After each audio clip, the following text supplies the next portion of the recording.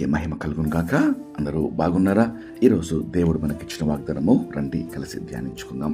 యెషయా గ్రంథము 43వ అధ్యాయము 25వ వచనం. నేనే నా చిత్తానుసారంగా నీ అతిక్రమములను తుడిచివేయుచున్నాను, నేను నీ పాపములను జ్ఞాపకం చేసుకున్నాను. ఎంతో శ్రేష్టమైన వాగ్దానము ఈరోజు పరలోకపు తండ్రి మనకు అనుగ్రహిస్తున్నాడు. నిజమే, పాపములు క్షమించుటకు ప్రపంచంలో అధికారం ఎవ్వరికీ లేదు, నజరేయుడైన జీవం గల యేసుక్రీస్తు తప్ప. ఎందుకనగా వాక్యం సెలవిస్తుంది, లోక పాపములు మోసుకొని పోచున్న దేవుని గొర్రెపిల్ల యేసుక్రీస్తు. దేవునికి మానవులకు మధ్యవర్తి ఒక్కడే, ఆయన యేసుక్రీస్తును మానవుడు. ఈరోజు దేవుడు మన కొరకు పాపముగా చేయబడి లోక పాపములన్నీ ఆయన పైన వేసుకొని శిలువలో ప్రతి పాపమునకు ప్రక్షాళన, ప్రాయశ్చిత్తము, విమోచన జరిగించాడు.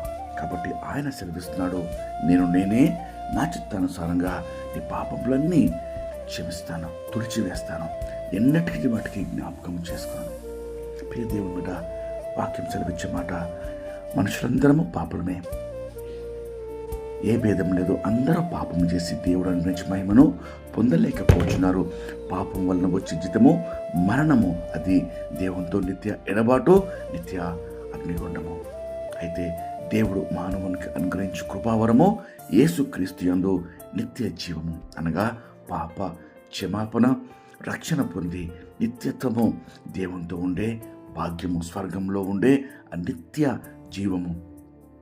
కాబట్టి ఇంత శ్రేష్టమైన వాగ్దానము ఈరోజు పరలోకపు తండ్రి నీకు అనుగ్రహిస్తుండగా మన పాపములు ఒప్పుకుందాం.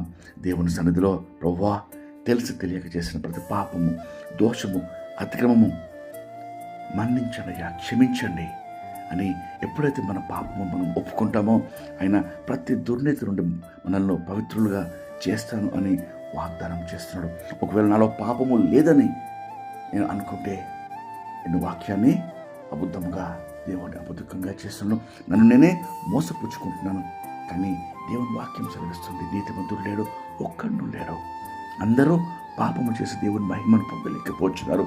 ఈ దినమందు దేవుని బిడ్డలుగా మనము పాప క్షమాపణ, ప్రక్షాళన, విమోచన పొంది దేవుని కొరకు మరి పరిశుద్ధ జనముగా జీవించుటకు, భూలోకంలో ఆయన చేయి పట్టుకొని అంతం వరకు నడుచుటకు, ఎప్పుడు లోకం విడిచినా పరమతండ్రి యొద్దకు జీవంగా విజయవంతంగా చేరుటకు రండి. కలిసి ప్రార్థన చేసుకొని మన యొక్క పాపములు ఒప్పుకుందాం. ప్రార్థన.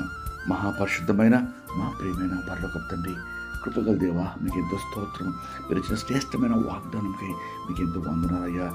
నేనే నా చిత్తానుసారంగా మీ పాపములన్నీ తుడిచివేసేదను, నీ పాపంలో ఎన్నటికీ జ్ఞాపకం చేసుకుని సెలవిస్తుండగా ప్రభా, ఈ దినమందు ప్రభా అయ్యా ప్రార్థనలు ఏకీవించి పాప క్షమాపణ కొరకు ప్రార్థించి విజ్ఞాపన చేసిన ప్రతి ఒక్కరి పాపములు, దోషములు, అతిక్రమములు క్షమించి ప్రక్షాళన చేసి అయ్యా నీతిమంతులుగా చేయ